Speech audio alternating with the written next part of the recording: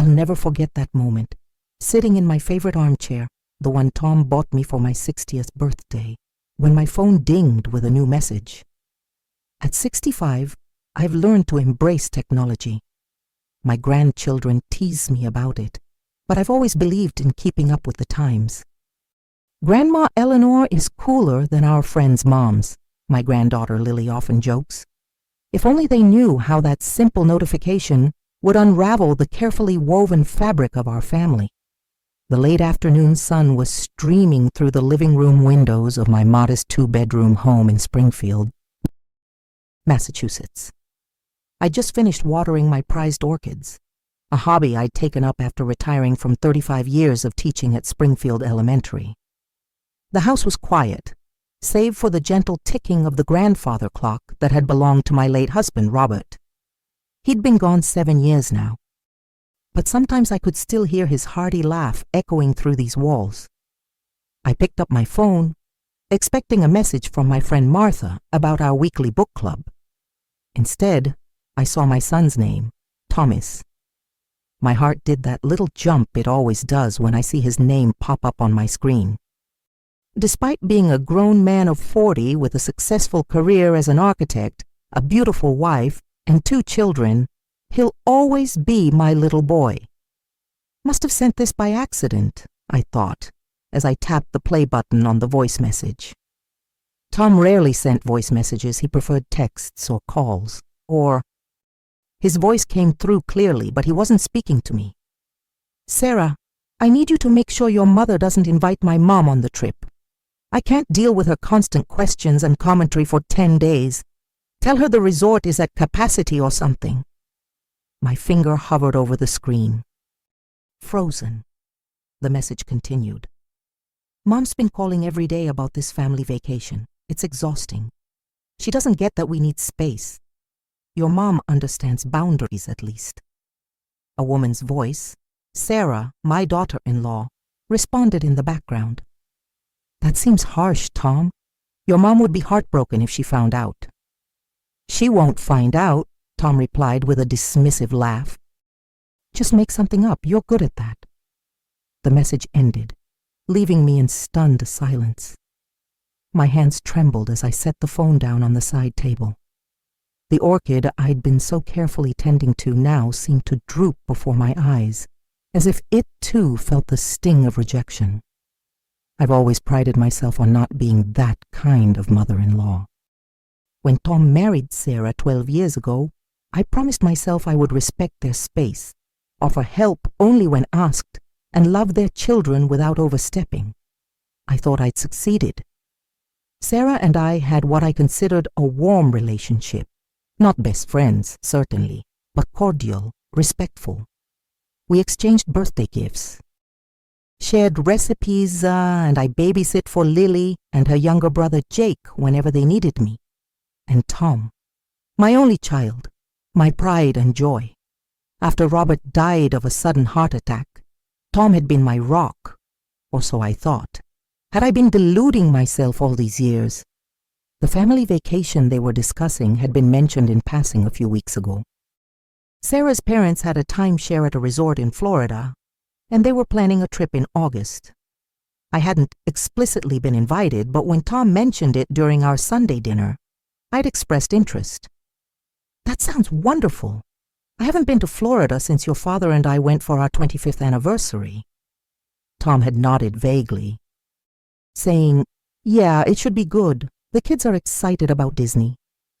Nothing more was said, but I'd been calling him, hoping for more details, perhaps an invitation. Now I understood why my calls had gone mostly unanswered. I sat in that armchair until the room grew dark around me. The weight of those words, "I can't deal with her," pressed down on my chest until it was hard to breathe. Had I become a burden without realizing it? Was I the meddling mother-in-law, the punchline of jokes, despite all my efforts? Eventually, I rose and moved mechanically through my evening routine. I made a simple dinner, toast, and soup, though I had no appetite. I washed my face and brushed my teeth, staring at my reflection in the bathroom mirror. The lines around my eyes seemed deeper suddenly, my silver hair duller. "Pull yourself together, Eleanor," I told my reflection sternly. "You're making too much of this." But as I climbed into my empty bed that night, the words kept playing in my head on a cruel loop. I can't deal with her constant questions and commentary. Sleep eluded me as I mentally catalogued every interaction with Tom and Sarah over the past months, years even, searching for signs I'd missed, clues that I had become a nuisance to my own son.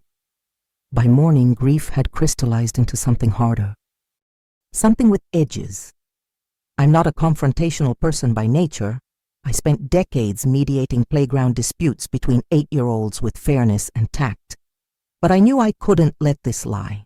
Not this time. I waited until 9:30 a.m. when I knew Tom would be settled in his home office for the day. Sarah would be at the hospital where she worked as a pediatric nurse, and the kids at summer camp. With hands that still shook slightly, I dialed his number. "Mom?" He sounded distracted, probably looking at architectural plans while talking to me. "Everything okay? I'm kind of in the middle of something. I need to talk to you about something important." "Tom."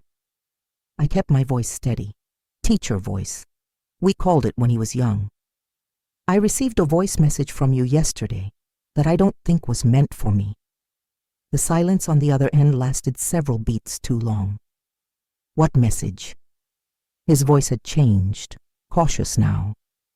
"The one where you told Sarah to make sure her mother didn't invite me on your vacation. The one where you said you can't deal with me and instructed your wife to lie to me."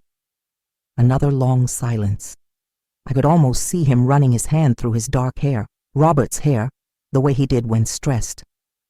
"Mom, He started, then stopped. I didn't mean... I think you meant exactly what you said." "Thomas." Full name. I hadn't called him that since he crashed the car at 17. "I just want to know why. Have I been so terrible to you? To Sarah? To the children? Help me understand what I've done wrong." "You haven't done anything wrong," he said quickly. "It's not like that." "Then what is it like? Because from where I'm sitting, it sounds like my presence is a burden you can barely tolerate." "That's not fair," he protested, his voice rising. "You're twisting my words." "I'm quoting them, actually." The hurt made my tone sharper than I intended. He sighed heavily into the phone. "Look, it's complicated. Sarah's parents arranged this trip, and it's their timeshare. There's limited space and—" "Stop it," I cut him off. "If you're going to lie to me, at least come up with something better than what you coached your wife to tell me. You said, and I quote, 'Tell her the resort is at capacity or something.' I deserve more respect than that." "Tom." "Mom, please, can we talk about this in person? I can come by after work." Part of me wanted to refuse, to hang up and nurse my wounds in private, but that wouldn't solve anything. "Fine, I'll make dinner." "You don't have to." "I'll make dinner," I repeated firmly. 6 o'clock. After we hung up, I sat at my kitchen table, staring at the framed family photos that lined the wall. Tom's graduation from college, his wedding day, with Sarah radiant in white and me in a carefully chosen navy dress that complemented the wedding colors without drawing attention. The hospital photos from when Lily and Jake were born. Me beaming as I held each newborn grandchild. Had I been fooling myself all these years, seeing love and connection where there was only obligation? I spent the day cleaning an already clean house, then preparing Tom's favorite meal, pot roast with roasted potatoes and carrots, fresh rolls, and apple pie for dessert. Comfort food. Peace-offering food, though I wasn't sure why I should be the one offering peace. At precisely 6, the doorbell rang. Tom stood on my porch looking more disheveled than usual, his tie loosened and dark circles under his eyes. "Hi, Mom."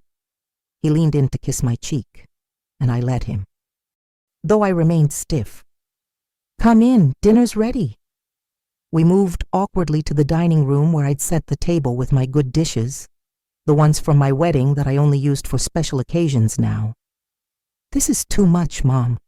You didn't have to go to all this trouble," Tom said, taking his usual seat. "It's no trouble to cook for my son." I brought the pot roast to the table, the rich aroma filling the room. "Though apparently it is trouble for my son to spend time with me." Tom winced. "Mom, about that message—" "Let's eat first," I interrupted, not ready yet for what would surely be a difficult conversation. Food gets cold.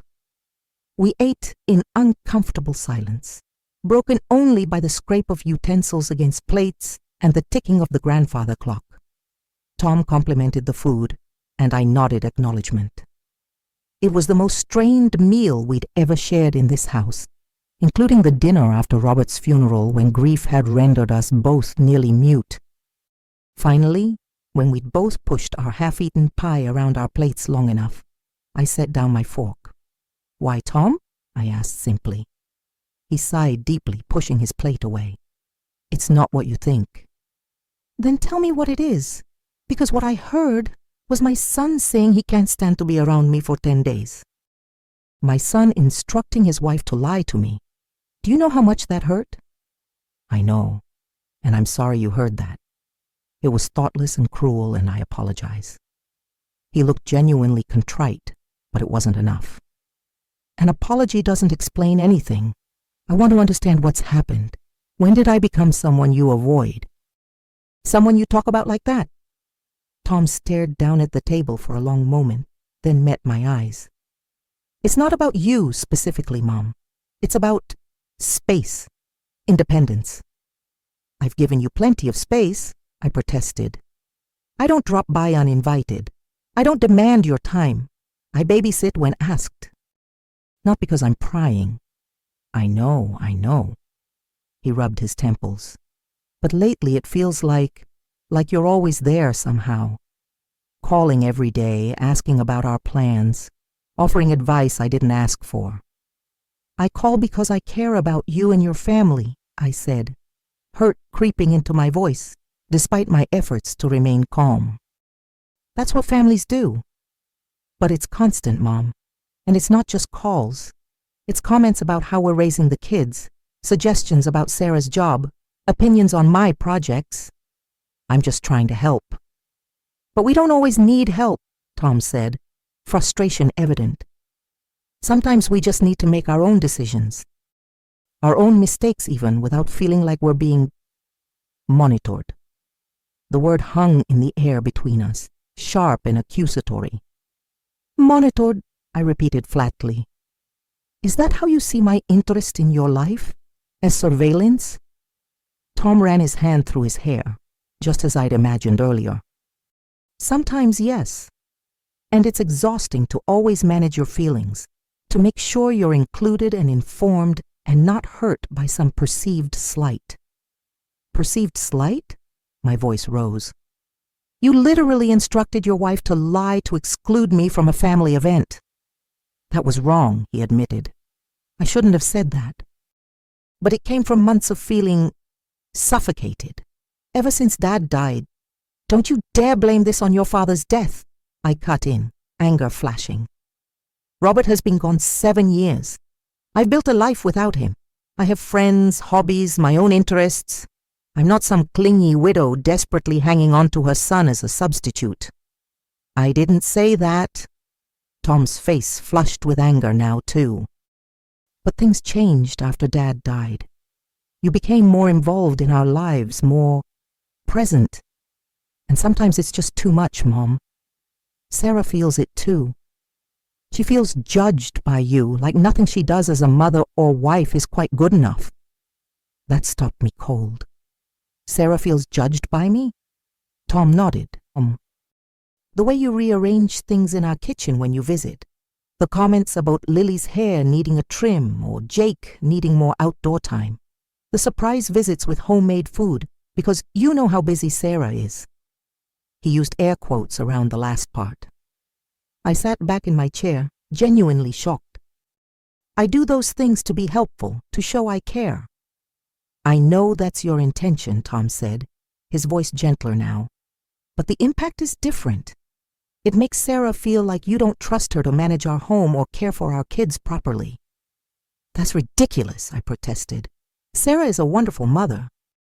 I've always said so. To her face, sure, but then you undermine her with 100 little corrections and suggestions. I opened my mouth to deny this, then closed it again, memories flooding back, showing Lily a better way to make her bed when Sarah had already taught her their preferred method. Bringing healthier snacks because I worried the kids had too much sugar.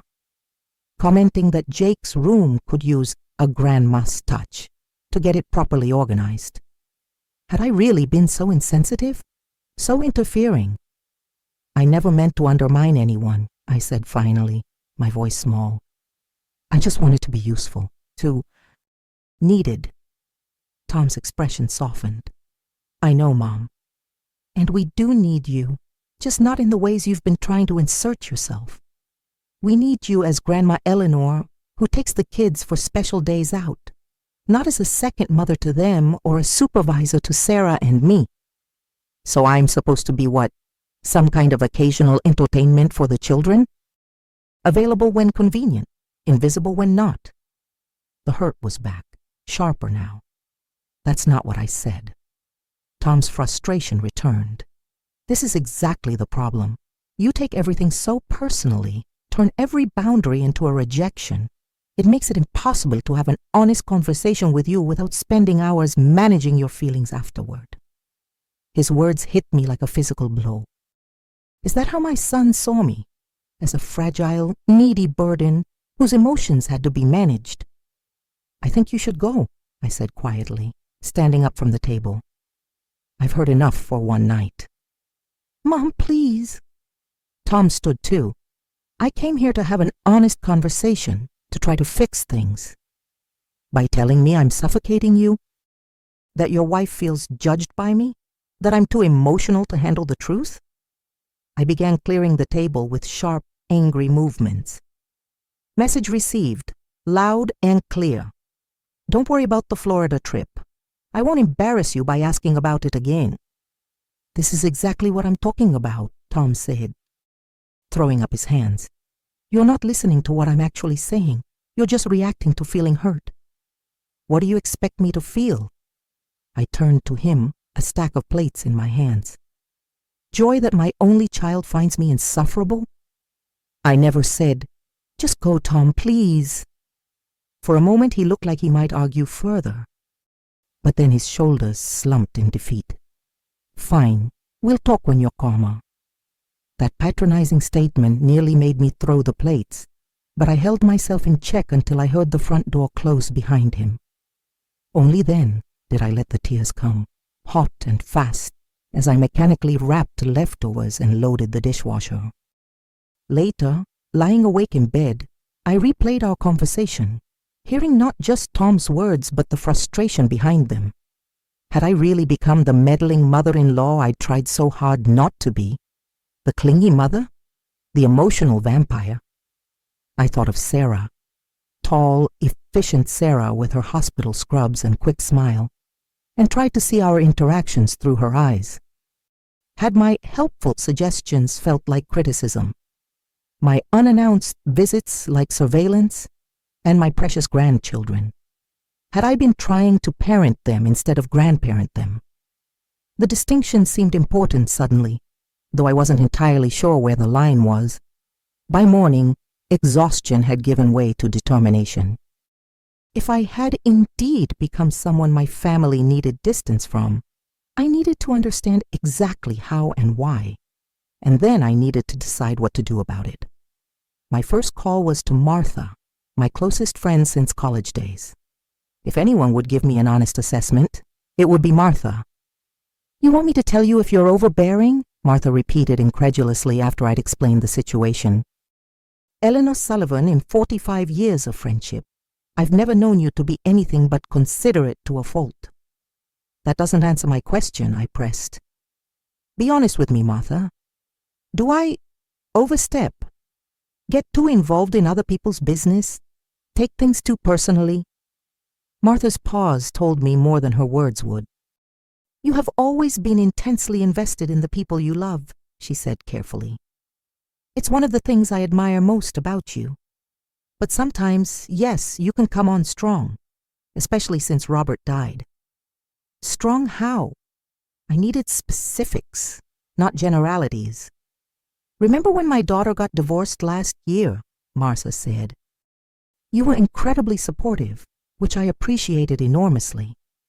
But you also called her twice a week with advice, sent her self-help books she didn't ask for, and tried to set her up with your dental hygienist's son. I winced. I was just trying to help. I know that. Lindsay knows that too, but it felt a bit overwhelming to her. She actually asked me if I could get you to dial it back a notch. She did? This was news to me. Why didn't you tell me? Because I knew it would hurt your feelings, and your intentions were so good. Martha sighed. Maybe that was a mistake on my part. We talked for another hour, with Martha gently but firmly pointing out other instances where my helping might have crossed lines. My detailed suggestions for her book club selections, my persistent advice about her arthritis treatments, my tendency to take over in the kitchen when we cooked together. By the time we hung up, I felt both clearer and more confused. If Martha, who loved me dearly, found my involvement occasionally overwhelming, what must it be like for Sarah, who didn't choose me as family, but got me as a package deal with Tom? The next few days passed in a haze of introspection. Tom called twice, but I let the calls go to voicemail, not ready yet to continue our conversation. I needed to sort through my own feelings first, to understand myself better before I could properly address his concerns. On the third day, I did something I'd been putting off for months. I went to visit Robert's grave. The cemetery was peaceful in the early morning light, dew still clinging to the manicured grass. I placed fresh flowers in the small vase attached to his headstone and sat on the bench nearby. Well, Robert, I said quietly, it seems I've made quite a mess of things. Talking to him like this still felt natural, even after 7 years. In my mind, I could hear his gentle, teasing response. What's new about that, Ellie? You've been making messes since the day I met you. It's one of your most endearing qualities. I smiled despite myself. This is different. I've been driving our son away without even realizing it. I told him everything. The accidental voice message, the confrontation with Tom, my conversation with Martha. As I spoke, I realized I'd been avoiding this place because it made Robert's absence too real. And perhaps, in filling that absence, I'd latched onto Tom and his family too tightly. I just wanted to still matter to someone, I admitted to the silent headstone, to still be needed. When you left, it felt like I became invisible overnight. The mom who served her purpose, raised her child, and now should gracefully fade into the background. A gentle breeze rustled the flowers I'd brought. Daisies, Robert's favorite for their honest simplicity. But that's not fair to Tom, is it? Or to Sarah. They need to live their lives without constantly managing my feelings or including me out of obligation. I sighed deeply. I just don't know how to be the kind of mother and grandmother they need without feeling like I'm giving up the only real connections I have left. I sat there until the morning grew warm, thinking about identity and purpose, loss and adaptation. By the time I stood to leave, my back stiff from the hard bench, I had the beginnings of a plan. That evening, I sent Tom a text. I'm ready to talk when you are. Not about the vacation, about moving forward, your place or mine. He responded almost immediately. Our place. Tomorrow night, 7 a.m. Sarah will be there too. Kids at her parents'. I agreed, then spent the next day preparing. Not food this time, but my thoughts. I made lists, consulted self-help books on boundaries and family dynamics, even watched a TED talk on parenting adult children. I was determined to approach this conversation differently than our last one. When I arrived at their beautiful colonial home in the suburbs the next evening, I felt nervous but resolved. Sarah opened the door, her expression cautious but not unwelcoming. "Eleanor," she said, stepping back to let me in. "Tom's in the living room." "Sarah," I said, meeting her eyes directly. "Before we join him, I want to say something to you privately. I am truly sorry if I've made you feel judged or criticized in your own home. That was never my intention, but I understand now that impact matters more than intent." Surprise flickered across her face, followed by something softer. "Thank you for saying that." We entered the living room where Tom stood awkwardly, clearly unsure of the proper greeting given our last parting.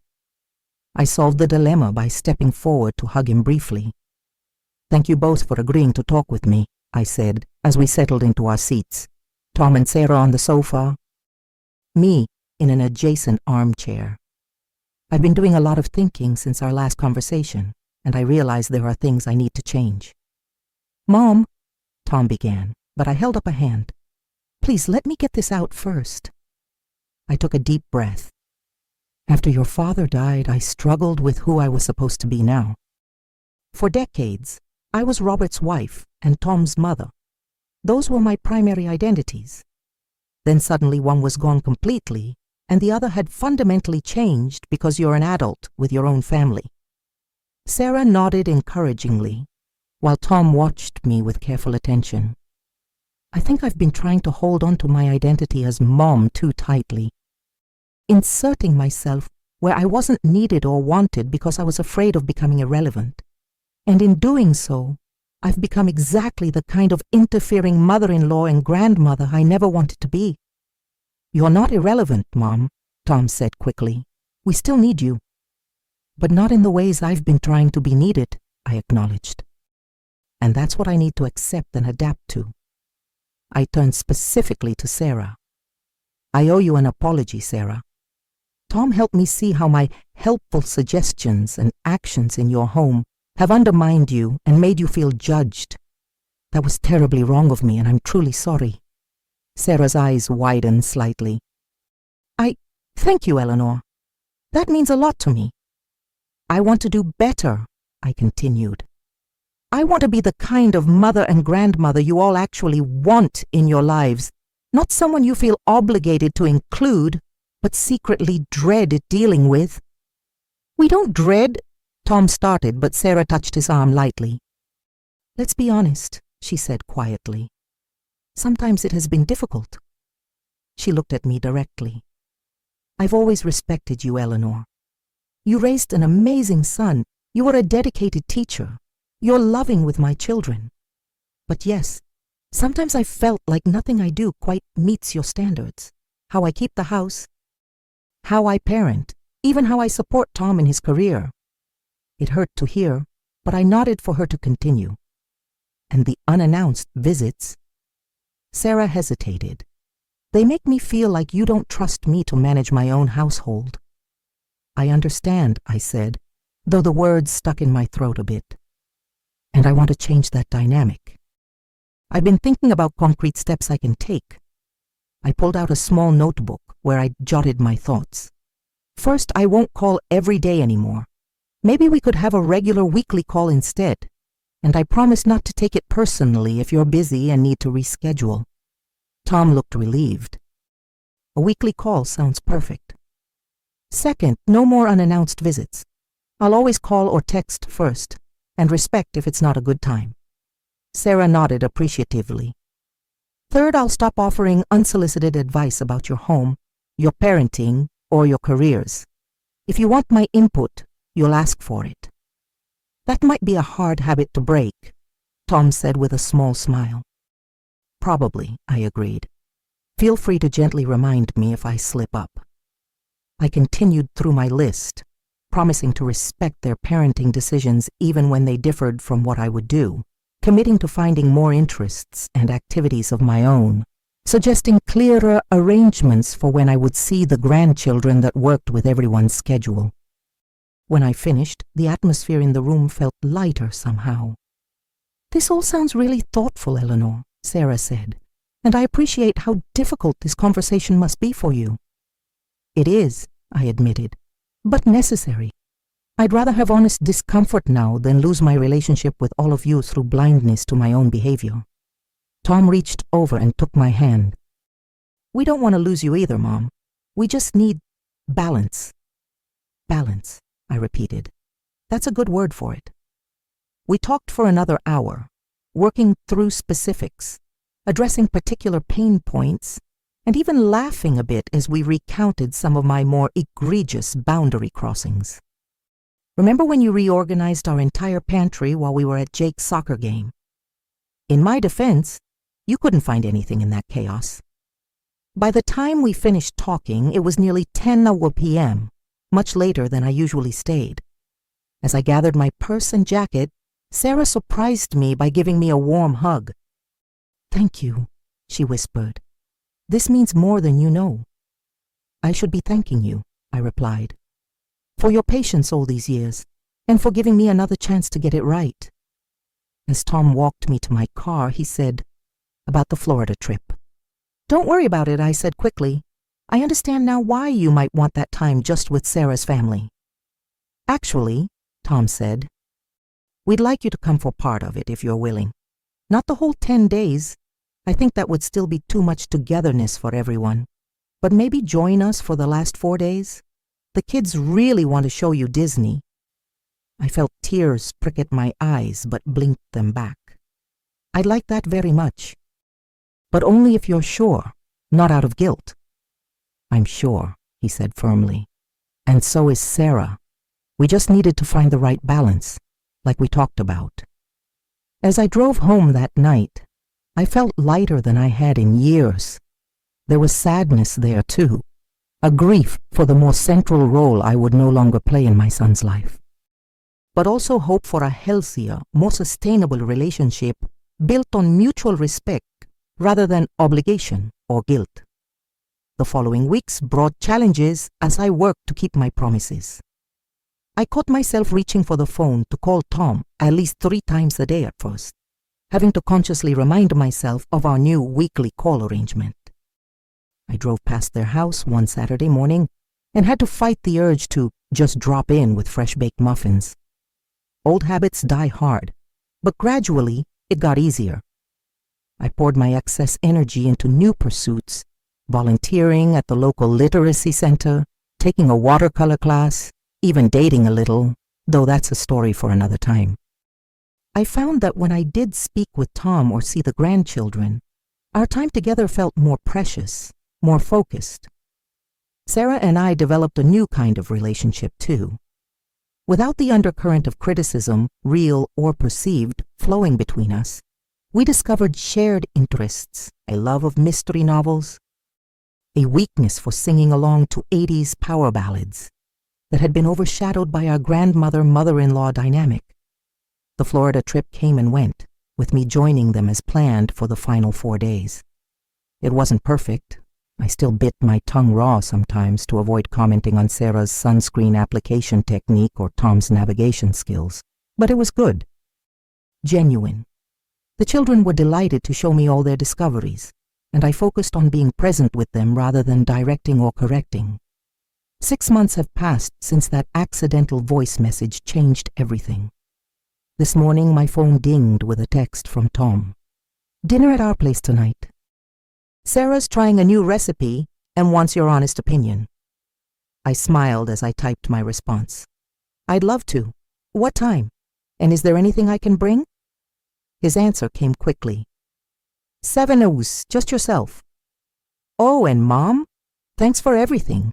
The past few months have been the best we've had in years." I set the phone down, my eyes drifting to the photo of Robert on my bedside table. "We did okay with him, didn't we?" I said softly to the smiling image. "Even with my mistakes, we did okay." As I turned to get ready for my day, I felt a sense of peace settle over me. Not everything was perfect. Life rarely is. But I had learned perhaps the most important lesson of my later years. Sometimes loving someone means holding on less tightly, creating space for them to come to you freely, rather than out of obligation. That accidental voice message had hurt deeply, but it had also given me an invaluable gift, the chance to reshape my relationship with my son and his family before it was too late, before resentment calcified into permanent distance. For that painful wake-up call, I would be forever grateful. If you like this story, please like this video, subscribe to the channel, and share your impressions of this story in the comments. To listen to the next story, click on the box on the left.